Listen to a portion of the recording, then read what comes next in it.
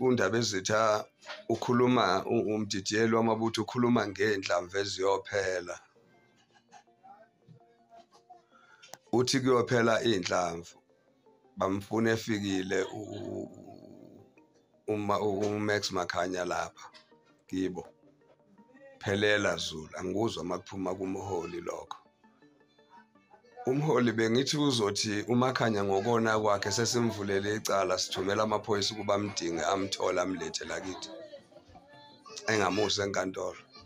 Angazi ke noma uZulu usenenkantolo onlaka azogweba khona abantu. Futhi umholi ongangomhlongo ufanele nethi kuyophela indlamvu eziyobe idubula abantu. Lengane ka2000. Hayi angikuzwa mina mholi ukuthi uthini. Ngiyabezwa abantu bayakweseka mhlamba abanye mhlamba bacabangile kahle ukuthi inkulumo zakho zifanele nekhulunywa umholi. Siyabahola nathi abantu sibaholela nina njengesizwe sakithi njengesizwe sakwaZulu. Kodwa angizwa mina mawuthi kuyophela indlamvu ngendaba kaMax.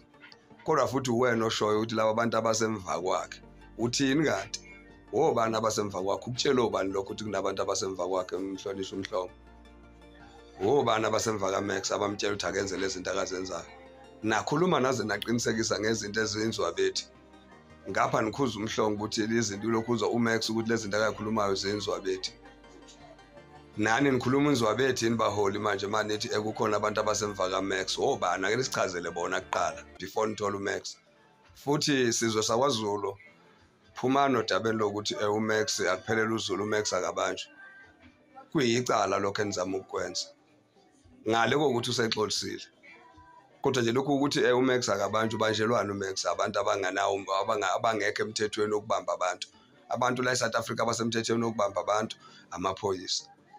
Akuvulwe icala livulelwe uMax bese uMax uyabanjwa. Maninzi kulokho enikukhulumayo ngoba lokho enikukhulumayo nikhomba ukuthi niyodukisa isizwe sikaPhunga noMageba.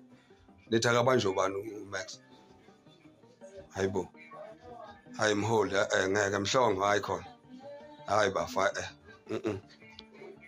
hayi noma ngwayinduna enkulu ke phela yakwaZulu umdidiyeli kodwa ngendlela okhuluma ngakhona ukhombisi ukuba umuntu owaziyo umthetho wesizwe wezwe.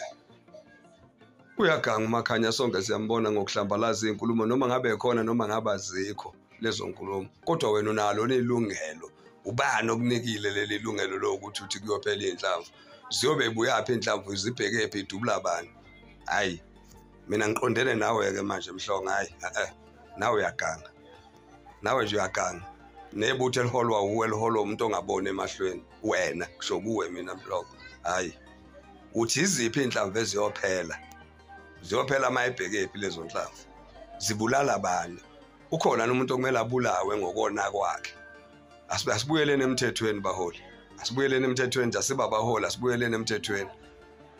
Noma ngingona kangakanani kodwa nawe mhlongo njengoba ngikuzwa mina ukhuluma ngenhlamvu ukhuluma zonke izinto enganambitheki. Kodwa mina ngeke ngivume ngoba unabatwana nawe kufanele ubondle nomndeni okumele uwondle ukuthi kuthiwe bulawa abanjwa. Kuyophela indlamvu ubhekene nomhlongo. Ziyobe ziyaphi indlamvu kuwe manje? Ziyaphi empilweni yakho? Ukhulumile. Uma kuyiphutho okukhulumile akubekwe ukuthi kuyiphutho.